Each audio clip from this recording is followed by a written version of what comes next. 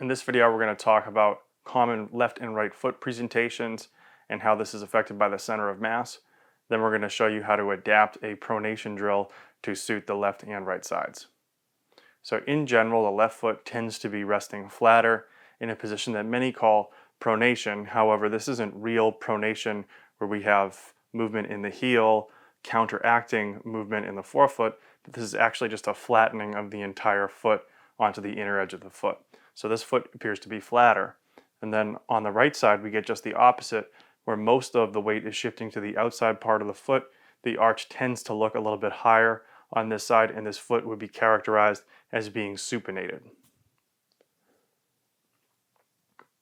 To illustrate this point, we can turn our head over our right shoulder and allow our body to keep turning.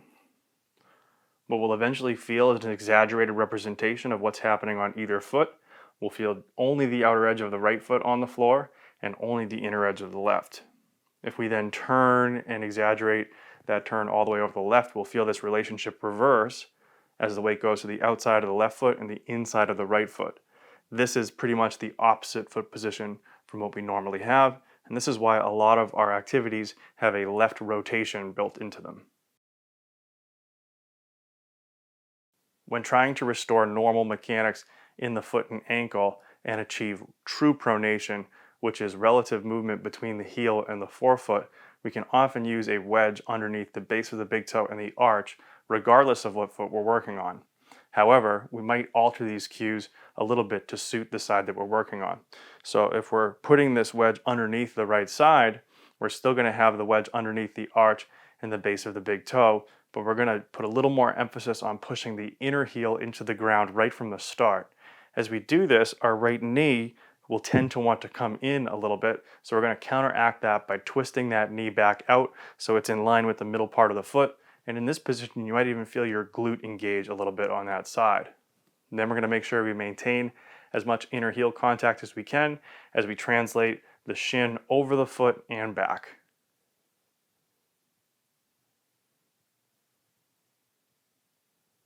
We can exhale as we go forward, making sure you have good inner heel contact, then inhale as you return.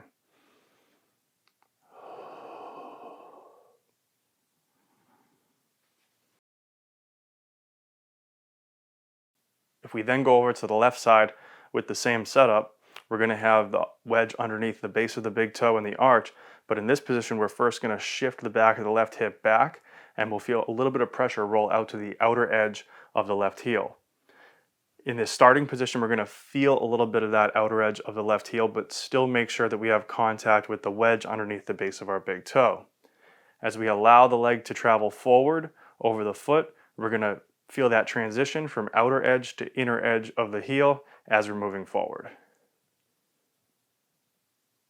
Once again, you can exhale as you come forward, inhale as you return.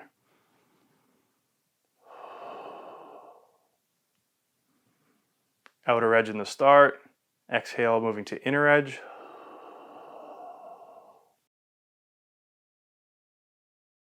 So to review, on the right side, we want to keep the inner edge of the heel down for as much of the activity as we can. We want to make sure the knee doesn't come in to substitute, so we're going to keep that right over the middle of the foot throughout. On the left side in our setup, we want to make sure we can first capture that sensation of the outer aspect of the heel. So we're going to shift the hip back just a little bit on that side, and we're going to feel the transition from outer to then inner heel as the shin comes over the foot.